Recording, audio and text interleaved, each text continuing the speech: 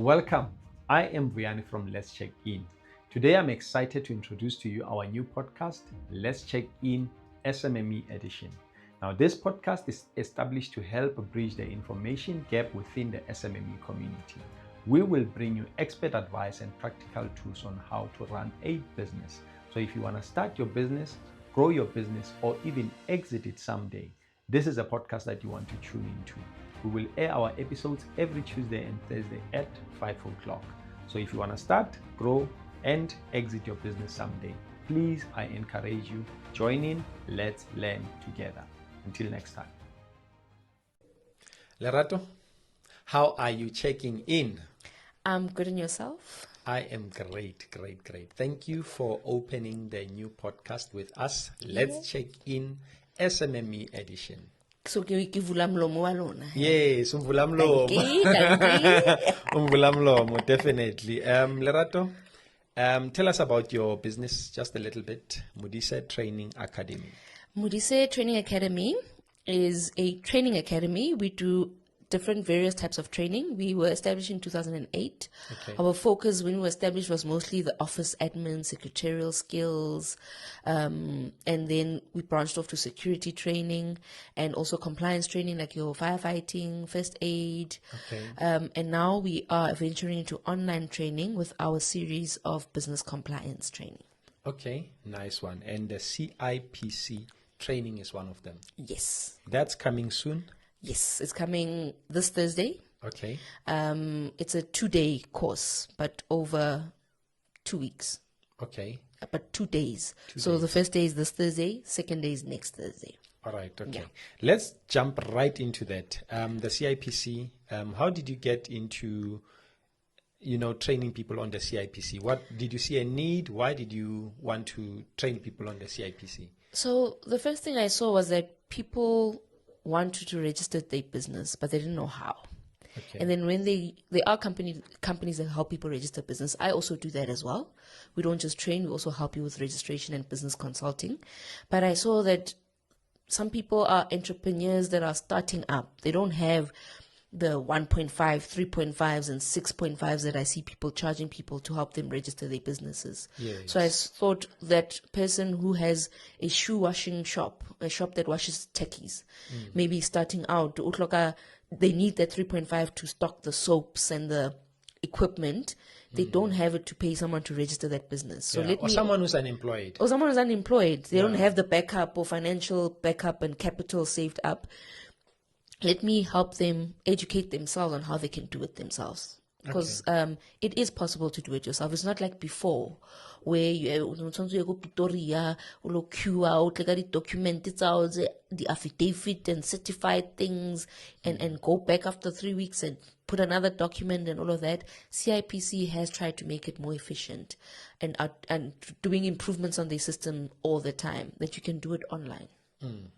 1/3 of SMMEs in South Africa are not formal businesses, so they are not registered maybe with the CIPC, for example.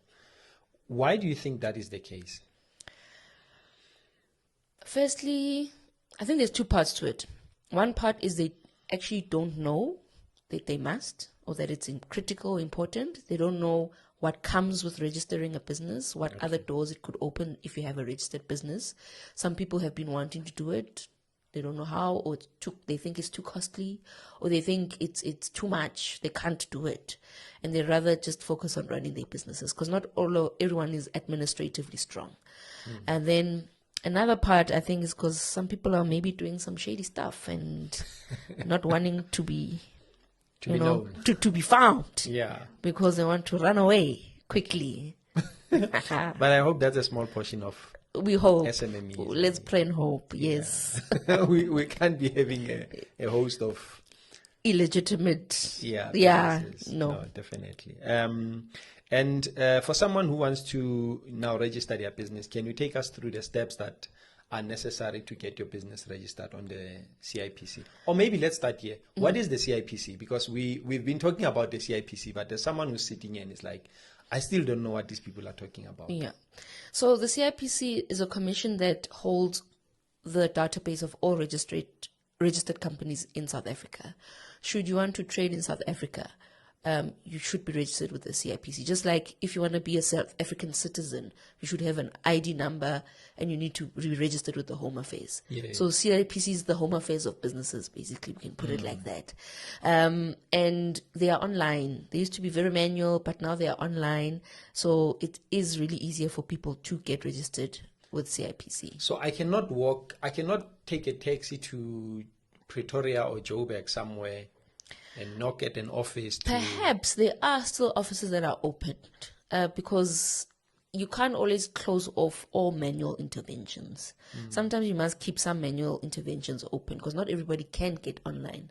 Some people, that's why even with Modise Training Academy, we still offer classroom trainings because not everybody's able to learn online. So you must have some avenues open. There is some offices that are still open where you can walk in and submit your things manually. But there are very few now. Whereas there used to be in all provinces, in different areas in provinces, maybe there are now 2 or 3 that are still there. And I think it's because they also want to get people online. Because it's simpler. You know, like the queues are Home Affairs. Yeah. You know, everybody's now queuing to register their companies. You also want to minimize the queues, make it a bit more efficient. Okay. And what are the steps? I mean, how do I now get my business registered? So the first step is the name of your business. Just like when you register a website domain, you must have a name. Who are you?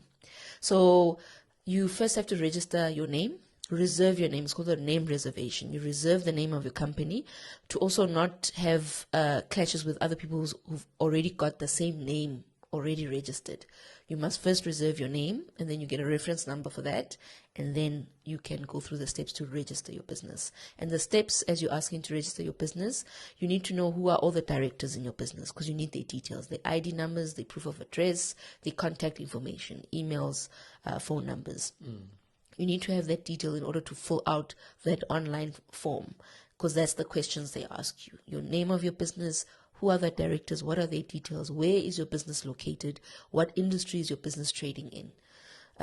So you need to know that information when you register your business. Okay. And what are the typical struggles that the people that come to you for assistance are battling with? What are the biggest, stumbling blocks? You would think it's the whole registration process, but they think it's that. But for me, it's the big question of, should I register my business? Should I not? Is it too early to register? Should I not make 1 million first, then register it? Okay. Should I register it now when it's still an idea and I'm going to still take 5 years to do anything about it? I think it's the economics of it that the people are actually struggling with, and they're probably not even aware. Some people don't even have a business because in order for you to have a business, there must be a demand that you are supplying. Some people are making supplies when there's no demand. So you don't have a business then. So I think that is first the struggle. Is do I have a business? When should I register it? When should I register it? Then the next stage of the problem that they face is, okay, how? How do I register it? Okay. Yeah. And then once you've registered your business, there's something called returns. Let's talk about returns. I mean, what are returns and how does this thing work? The people who are afraid of admin are shaking in their boots when you say the word returns because it's administrative and it's scary, and all these government compliances factors want returns. UIF wants returns, SARS wants returns, and CIPC also want their returns. Everyone wants you to return. Yeah. So even CIPC, they have returns. It's an AR. You get an AR certificate after you do your returns, and it helps also to make sure that your company is still active. If you don't submit your returns, your company is not active, and if it's not active for a certain period of time, it will go through a deregistration process. And your returns are your profit and loss returns. That's what you submit to CIPC. But before you can even submit your AR returns, CIPC has added another level of returns called the BO, beneficial ownership. Okay, yeah. Yes. A lot of people are battling there. Yeah. Let's talk about that. Please let's do, because it's not that big of a battle that everybody thinks it is. Okay. BO, beneficial ownership returns. Who are the beneficiaries of your company? Meaning, who is the shareholders? Who are all the shareholders of your companies? Because there's some people who have registered businesses with other people's details. And I think our government is trying to eliminate corruption and fronting and all those things by saying you must declare every year who are who owns your business? Who are all the owners of your business? Some people have said to the bank, oh, this person is a shareholder in my business, but then they're not appearing on your CIPC documents. Yeah. So whatever transactions you want to do, or you are restricted because you didn't declare them. But I'm a bit confused. I can be a director and not necessarily an owner. Yes. So The owner would appoint you as the director. Of his business or her business. All right. So the beneficial ownership thing, what is that like? Why are people struggling? I've never tried to, file for a BO. To submit the But BO. I know that people are battling. So what is the struggle? I think the struggle actually is coming also from CIP side, is that they didn't tell us how. They didn't went too clear on how you declare this. That's why people are struggling. Do I declare the CEO as a beneficial owner? What is that? Because they're hitting us with terminologies now, this jargon now that they're hitting us with. What do you mean? And then when you say I must declare, how must I declare? What information do you want? Because before, right now it's a bit better, the beneficial ownership declaration. Before, even accountants couldn't tell you what they wanted. Because they wanted a share register, a share certificate, a security register. I'm like, what is that? I know what a share certificate is, but now a share register. I must register who has shares, but that is a share certificate. Yeah. So they're hitting us with terminologies and inundating us with admin, whereas those two things are the same thing. They just want you to show it in a different way, but they didn't say how you must show it. But now they're formulating that. I think they were so quick to try and eliminate corruption and fronting and all of that. They're like, let's put this process in. We'll refine it as we go along. So there's 4 documents you submit. Before it was 5, now it's 4 that you submit with the BO, with the beneficial ownership declaration. And who you put in that document is the owners of the business, who has a piece of the business. If they say all the employees have been paid and all of that, and the profit that remains, who gets a share in that? Those are the people you declare in your business. Your director can be an appointed director, could be an MD. There's different names for directors: MD, CEO. That's an employee. That can be an employee. The ownership, the declaration is about who owns the business. Organization. Okay. Yes. All right. With the CIPC, what organization can I register there? Can I register an NPC, an NPO, an NGO, anything, Yonkintu Yawasha, Lapaya, or? You should register all of those companies with the CIPC. The only company that you look at it from an accounting perspective, if ever someone has studied accounting or business management, they show you, they teach you about the different types of businesses that exist. Yes. The sole proprietor, partnership business, closed corporations, public companies, private. PTY, LTD, or private companies, NPOs, NGOs. There's a whole list of companies. All those companies you can register with the CIPC. The only one is the company now that is discontinued, a CC. Okay. You can't register CC. CCs don't exist anymore. Funny enough, Modise Training Academy is a CC. Okay. Yeah, because it was registered in 2008, where CCs could still be registered. So it's still under the CC. Maybe I shouldn't announce that because they want us to change it to PTY Ltd. I was going to ask you that if somebody has got a CC, they need to know. You should change it to PTY Ltd because CCs don't exist anymore. But you can still trade. For interest sake, sorry, why were they discontinued? To be honest, I don't know the government rationale of it, but I think the business rationale was that it's not necessary, a closed corporation, because that can be a private company. That can also be a public company. So it was like, we're doing it over now. Like, this one is really unnecessary. And the rules that CCs had to follow were a bit weird. Like, even because CCs don't have owners, they have members. Okay. Even on CIPC, when you don't change your directors, you change your members on a CC. And to change your members, there's other documents that are needed. I think it was another level of red tape that was really unnecessary. So it's almost similar to a non-profit company that is, I think it also has members. When we talk about NGOs and NPOs, that's another story. But because, yes, there's board members and then there's the directors of the Yeah, NGO. Those are yes, different yes, people. yes, The directors of the NGOs cannot be the board members. So those are different sets of people.